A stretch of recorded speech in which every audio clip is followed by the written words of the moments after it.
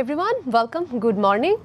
সবাই দেখছিলেন কি দুর্দান্ত কয়েকটি ম্যাচ আমরা দেখছিলাম। একদিকে টেক্সাসে পর্তুগালের গোল বন্যা, অন্যদিকে বস্টনে ঘানার শক্ত প্রাচীর ইংল্যান্ডকে আটকে দেওয়ার কিছুক্ষণ আগেই তো আমরা দেখছিলাম গুয়াদালাহারায় কি চমৎকারভাবে ম্যাচটি জিতে নিল কলম্বিয়া। আর মাঝে ক্রোয়েশিয়া জয় আমরা দেখেছি ক্যানাডাতে। তার মানে উত্তর আমেরিকা জুড়েই কিন্তু ছিল ফুটবলের এক অন্যরকম আমেজ এবং দারুণ সব ম্যাচ। সবাইকে স্বাগত জানাচ্ছি। আমি নীলহুরে জাহান, ডি বক্স অনুষ্ঠানে সময় টেলিভিশনের পর্দায়, যেখানে সরাসরি ম্যাচগুলো আপনারা দেখছিলেন। আর এই মুহূর্তে সরাসরি আমার সঙ্গে আছেন senior sports journalist, sports editor of Amar Desh, M Kaiser. Good morning, welcome to the show. How are you? শুভ সকাল নীল।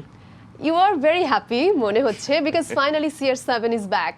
অবশ্যই অবশ্যই হি ইজ দ্য হিরো, কোনো সন্দেহ নেই। এবং একটা কিভাবে সমালোচনার জবাব দিতে হবে সেটা সে খুব ভালোভাবে জানতো।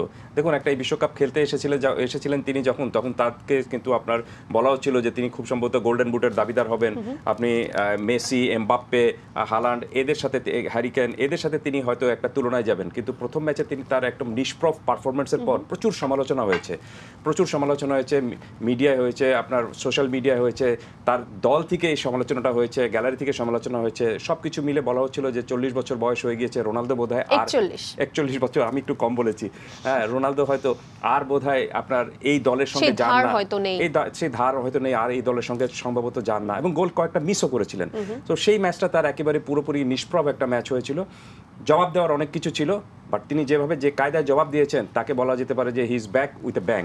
এভাবেই জবাব দিতে হয়। আপনি মুখে জবাব দেওয়ার কোনো দরকার নেই, আপনার জবাবটা হবে খেলার মাঠে পারফরমেন্স দিয়ে, এবং সেটা তিনি করে দেখিয়েছেন দুর্দান্ত কায়দায়। হ্যাট্রিক হয়ে যেত, সুযোগটা মিস করেছেন, তারপরও দুটো গোল করেছেন। এবং যে দুটো গোল করেছেন, যে কায়দায় গোল করেছেন, সেটা আরেকবার জানান দিচ্ছে যে CR7 ছাড়া এই ধরনের গোল আর কেউ করতে পারেন না।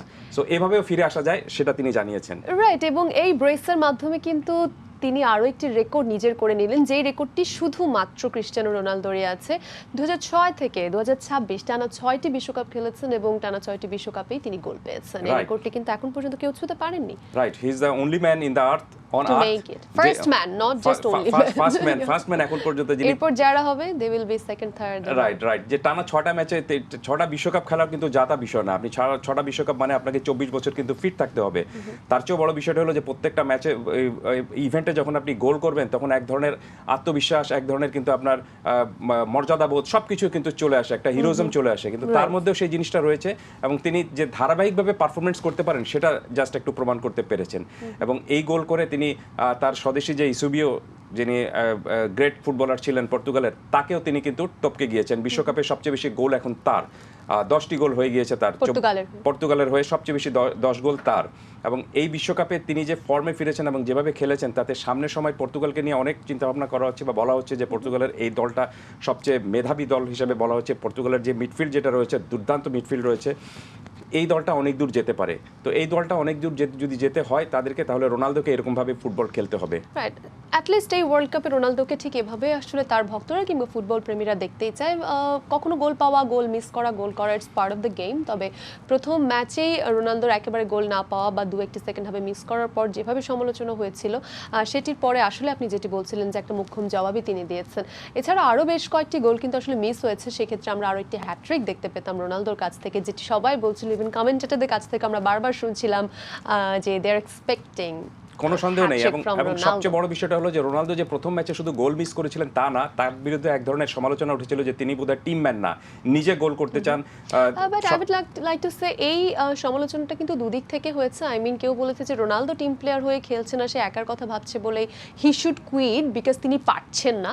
বাট আরও একদিক থেকে এই কথাটিও কিন্তু আসছিল যে others are also not playing as a team because they are not passing the ball towards Ronaldo. Right, দুটো অভিযোগই সত্য রয়েছে। কারণটা হলো যে প্রথম ম্যাচে রোনালদোকে বল পাস করা হয়েছিল, রোনালদো অনেক গোল করতে পারেননি। তখন আপনার স্পেশালি সেকেন্ড হাফে, ফার্স্ট হাফে কিন্তু সেভাবে পাস, এবং তখনই আপনার তার খেলোয়াড়রা যারা ছিলেন তারাও একটু প্ল্যানটা চেঞ্জ করেছেন যে আমরা যখন তাকে বল সাপ্লাই দিচ্ছি, বল সরবরাহ করছি, উনি গোল করতে পারছেন না, তাহলে we have to think some alternative way, আমাদেরকে নতুন প্ল্যান বিতে যেতে হবে।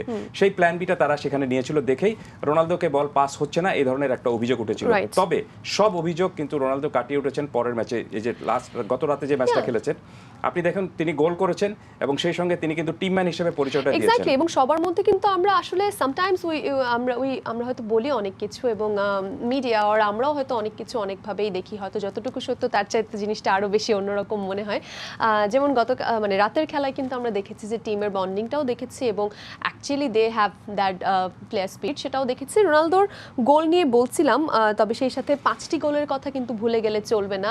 আরও কয়েকটি গোল যদি মিস না হতো সেক্ষেত্রে কিন্তু গোল সংখ্যা আরও ছাড়িয়ে যেতে পারতো, স্পেশালি যদি নুনো মেন্ডেসের গোলটার কথা বলি, free kick, how tricky was that. সেটা শুধু ট্রিকি না, সেটা যে একটা টিম গেম, টিম গোল, এটা কিন্তু বুঝিয়ে দিয়েছেন রোনালদো। দেখুন আপনি শুট নেওয়ার সময় কিন্তু যে পজিশনে ছিলেন এবং যেভাবে আপনার দেয়ালটা তৈরি করা হয়েছিল, সেটা কিন্তু রোনালদো শুট করবেন সেই অ্যাঙ্গেলে কিন্তু পুরোপুরি তৈরি করা হয়েছিল। কিন্তু ওই শুট নেওয়ার আগে রোনালদো, ব্রুনো ফার্নান্দেজ এবং মুন্ডেস তিনজনে মিলে কিন্তু জাস্ট শুধু একটা কথাবার্তা বলেছিলেন, সেখানেই প্ল্যানটা হয়ে গিয়েছিল যে কে শুটটা নেবেন এবং কিভাবে পুরো জিনিসটা ট্রিকিটা কিভাবে করতে হবে। রোনালদো এই জায়গা থেকে কিন্তু অলওয়েজ রোনালদোই শট নেন, আমরা সেটা জানি, এবং গোলও করেন। কিন্তু এখানে তিনি নেননি, তিনি নিয়েছেন কিন্তু মুন্ডেসকে দিয়ে করেছেন, এবং যে কায়দায় করেছেন তাতে পুরো জিনিসটা এক ধরনের কিন্তু আপনার ইনএফিক্স একটা হতবুদ্ধি করে দিয়েছে আপনার প্রতিপক্ষকে। আপনি দেখবেন যে পুরো দেয়ালটা তৈরি হয়েছিল রোনালদো শট নেবেন এই সেটা অ্যাটাকার থামানোর জন্য, কিন্তু জাস্ট পাশে থেকে বাম পা দিয়ে যখন আপনি মুন্ডেস শুটটা নিয়েছেন সেখানে সেটা ঠেকানোর মতো কেউ ছিল না। So this is called team man, মানে টিমমেট হিসাবে যে তিনি খুব ভালো সেটা বুঝিয়ে দিয়েছেন। তিনি দলের ক্যাপ্টেন, তিনি যদি বলতেন যে আমি শুটটা নিব, করার কিছু ছিল না, কিন্তু তিনি জাস্ট শুধু শুটটা তাকে নেওয়ার জন্য দিয়েছেন। They made a fool of the opponents.